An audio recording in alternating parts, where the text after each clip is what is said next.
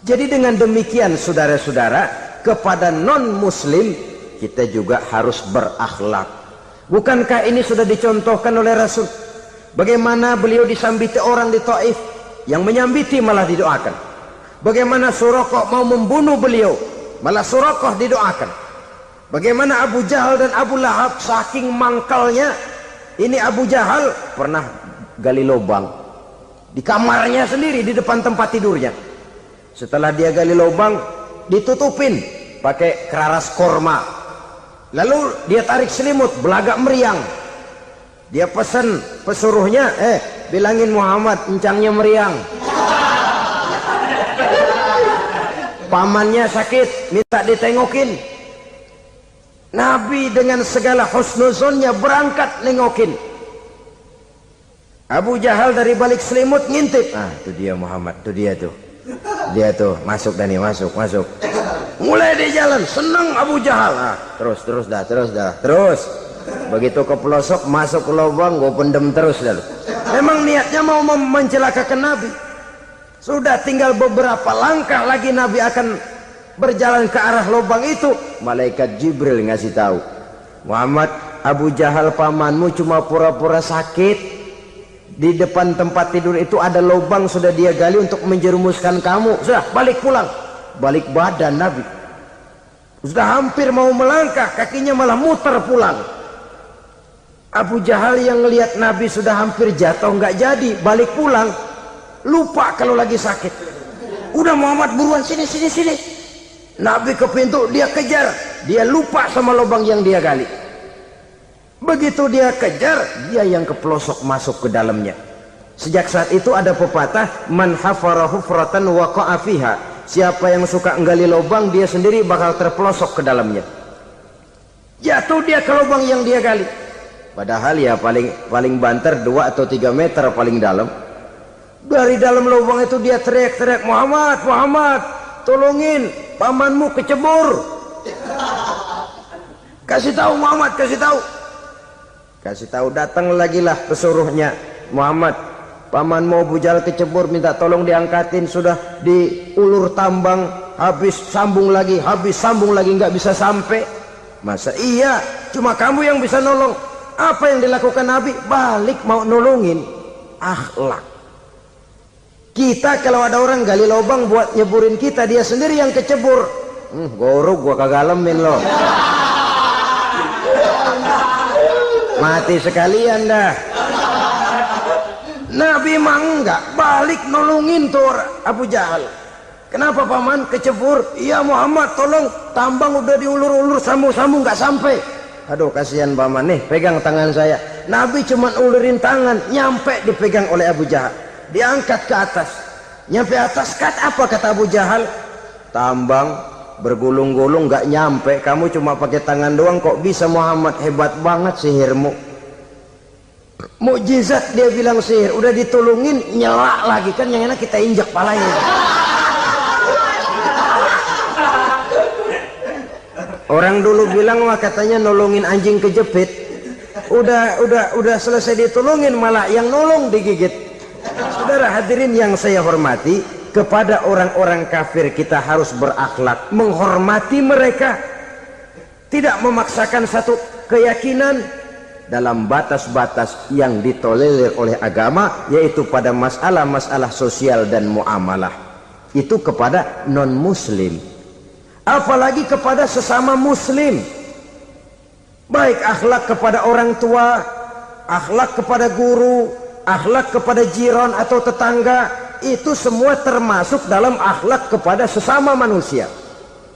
Akhlak kita kepada orang tua, kadang-kadang kita orang timur ini ketularan orang barat. Engkongnya dianggap CS, salaman main kedet aja, halo kong. Engkongnya bahalo dibengong.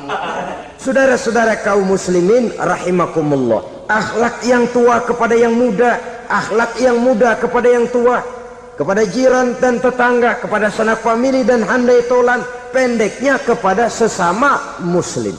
Tetangga ada haknya, ada hak tetangga yang kalau kita berakhlak itu harus dipenuhi. Contoh kecil, kalau saya beli radio, itu saya dong boleh berpikir, ini radio saya beli pakai uang saya setel di rumah saya, sekeras-kerasnya ada apa sama orang lain? Radio gua, yang beli gua pakai duit gua, gue setel di rumah gue, ada urusan apa sama orang lain? Itu kalau menurut saya. Tapi tetangga sebelah saya kan bisa juga ngomong begitu. Mata gue yang ngantuk, gue tidur di rumah gue, kenapa suara radio lu masuk kemari? Ketika itulah lalu kebebasan saya nyetel radio dibatasi oleh kebebasan tetangga saya yang mau tidur. Ini sudah akhlak namanya. Umpamanya lagi ada Nabi ajarkan, iza tobakhta maraqatan fa'akthir ma'aha wa ta'ahad jiranaka. Kalau kamu masak sayur, banyakin kuahnya, bagiin tetangga kamu. Bukan bagiannya itu yang jadi soal, tapi akhlak kepada tetangga.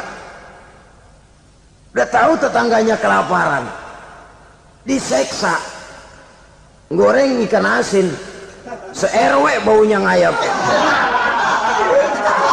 kembang kempis orang nungguin. Saudara hadirin ma'asyiral muslimin rahimakumullah.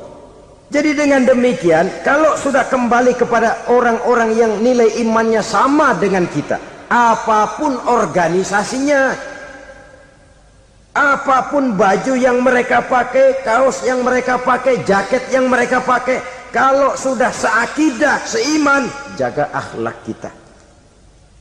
Pendapat boleh berbeda, kaos boleh tidak sama, jaket boleh beraneka warna, bendera boleh beragam-ragam, tapi ukhuwah Islamiyah ini utamakan.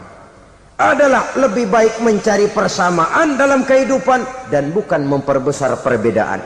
Hanyalah dengan mengembangkan nilai-nilai akhlak semacam ini, toleransi tidak hanya diperlukan kepada yang non-muslim, kepada sesama muslim pun toleransi. Artinya apa? Jangan memponis amalan orang lain. Yang usolli, yang tidak usolli, berjalanlah menurut keyakinannya masing-masing. Jangan lalu memponis, itu namanya nggak toleransi. Kamu nggak pakai usolli ya? Enggak. Brengsek. Kamu pakai usolli ya? Iya. Bid'ah. Nah, dua-duanya kagak yang bener. Kalau yang sembahyang kagak bener, bagaimana yang kagak sembahyang? Apa itu yang bener? Toleransi, setuju dengan perbedaan pendapat, jangan memponis amalan orang lain. Karena kita hanya beramal, hak menerima adalah Allah subhanahu wa ta'ala. Jangan sebentar-bentar mencap, bid'ah dolalah, finnar, neraka. Kayaknya neraka kapling orang tuanya kali. Gampang bener masukin orang ke neraka. Kita kadang-kadang bisa toleransi dengan orang luar, tapi kepada sesama muslim toleransi tidak sanggup kita adakan. Mengklaim merasa kita yang benar, orang lain salah semua, itu tidak toleransi namanya. Mentang-mentang jadi ustadz, nih satu-satunya ustadz di sini ya, semuanya mesti ngaji kemari. Kalau nggak ngaji kemari Islamnya kurang tapi benar. Toleransi. Saudara-saudara kaum muslimin rahimakumullah, lapang dada menghargai orang yang berbeda pendapat, apalagi kalau perbedaan pendapat itu menyangkut hal-hal yang tidak prinsipil, menyangkut hal-hal yang sekunder dalam kehidupan beragama, menyangkut masalah-masalah yang dalam bahasa fikih disebut soal-soal furu'iyah. Tidak usah menyebabkan kita bersih tegang. Kepala sama hitam pendapat boleh berbeda dan halal. Bahkan Nabi mengatakan ikhtilafu ummati rahmatun. Perbedaan pendapat di kalangan umatku bahkan menjadi rahmah, sepanjang perbedaan pendapat itu diiringi dengan rasa toleransi. Tapi kalau sudah main baku hantam, main klaim, memponis orang lain, akhirnya timbullah keretakan. Jangan heran kadang-kadang satu masjid dua kelir. Ya soal kelir boleh kelar-kelir. boleh kelar-kelir, tapi kalau harus terlalu mencolok menyebabkan timbulnya keretakan, saya kira yang akan turun bukan lagi rahmah tapi bala. Bala akan menimpa kita, jatuh kita menjadi umat yang lemah. Oleh karena di antara kita sendiri, sesama kita tidak pandai bertoleransi, tidak lapang dada. Ada anak muda kelihatannya mau majuan dikit, yang tua curiga. Nih, kalau dia maju pasaran gua bangkrut dong nih. Lalu ditekan tuh anak ditekan melejit. Kadang-kadang yang tua maksudnya baik, mau memelihara, yang muda salah terima.